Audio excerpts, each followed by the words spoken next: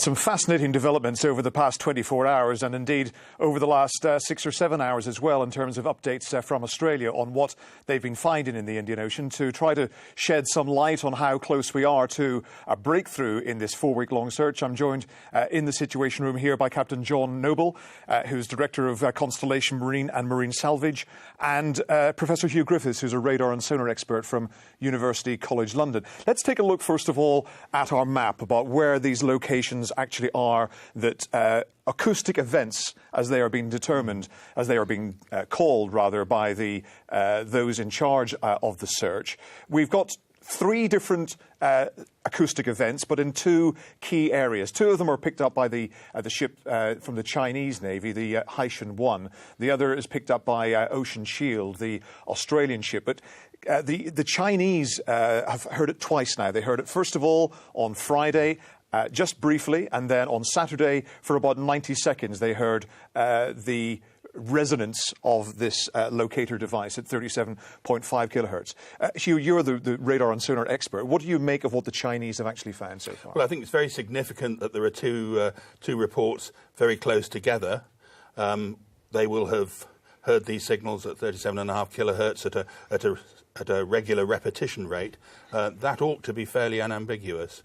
There is an issue about the equipment that they're using. Was it a hydrophone on board a towed device, or was it simply listening from the surface? We've seen some pictures, but I don't think we know that yet. Yeah, and because of the depth that we're talking about here, we're talking about a depth of 4.5 kilometres, and yet we've consistently been told that the range of one of these devices is only perhaps 2 or 3 kilometres. So how could they have heard it on the surface? Yes, just listening from the surface, you would expect the signal to be very heavily attenuated.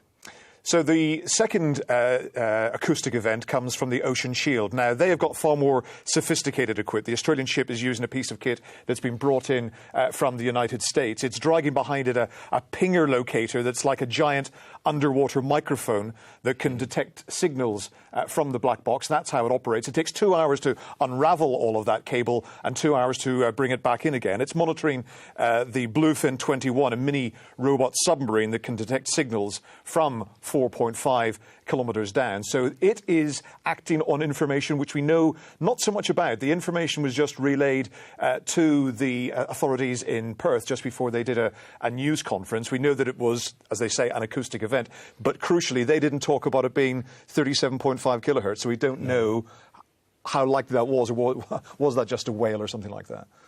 That's right.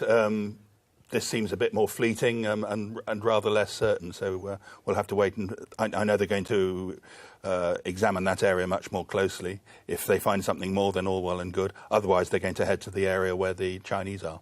John Noble, if I can come to you, what's your gut instinct on this? Do you think that they found something significant? I think the Chinese find is probably more, if it's on the right frequency, it's more credible. I still think we need some corroboration of that from HMS Echo or from the Australians themselves.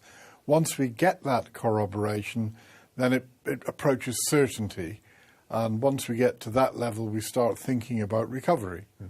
Now let's talk about the black box itself, because there are 2 of them, of course, the cockpit voice recorder and also the flight data recorder. They're both emitting these pings, but we know, of course, that the battery is running out in the coming days. We don't know exactly how long it's got, but obviously it is a race against time. Well, it is very much so now, because we're coming to the 30-day period.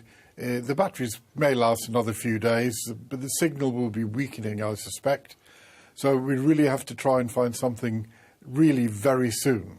Let's talk about HMS Echo, because it is heading towards a rendezvous with the Chinese ships as well. It has also got some more sophisticated acoustic equipment, but it's also, I think, got some equipment on board which will certainly facilitate an underwater search if something is located in that area. Oh, very much so. And she is a sophisticated hydrographic surveying ship, and she has other military duties as well.